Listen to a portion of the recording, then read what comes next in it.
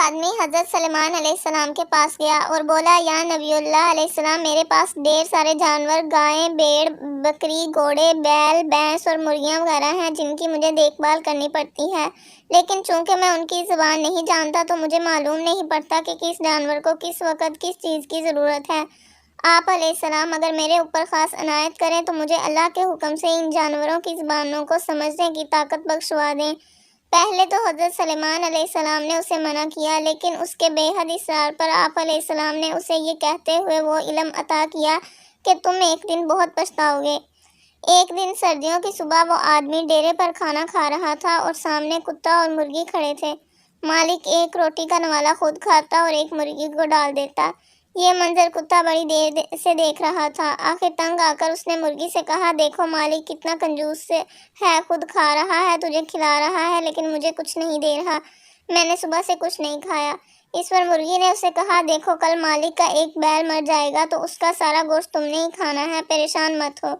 جیسے ہی مالک نے یہ بات سنی، اس نے فوراً بیل کو بازار میں جا کر بیچ دیا اور اچھے خاصے دام وصول کیے، اور دل ہی دل میں بڑا خوش ہوا کہ زبان جاننے کی وجہ سے میرا نقصان ہونے سے بچ گیا۔ کچھ دنوں بعد پھر کچھ ایسا ہی منظر بنا تو پھر کتے اور مرغی کے درمیان ہوئے مکالمے میں اسے معلوم ہوا کہ کل اس کا گھوڑا مر جائے گا۔ مالک نے جلدی سے گھوڑے کو بازار میں جا کر بیچ دیا۔ ایک دن جب مالک کھانا کھا رہا تھا تو اس دن کی کتے اور مرغی کی بات چیت نے اس کے پیروں تلے سے زمین ہی ہلا دی۔ مرغی کتے کو کہہ رہی تھی، کل مالک کی موت ہو جائے گی اور گھر میں بہت سارا گوشت پکے گا، تو جو بچے گا وہ سارا تم ہی کھاؤ گے۔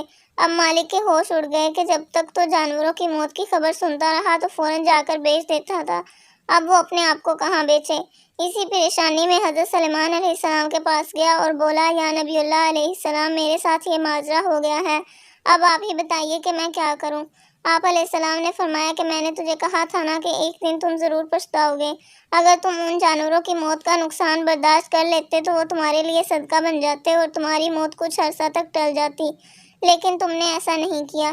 اب جو حکم ربی ہے تمہیں اس کو قبول کرنا پڑے گا۔ یہ واقعہ قصص النبیہ میں موجود ہے۔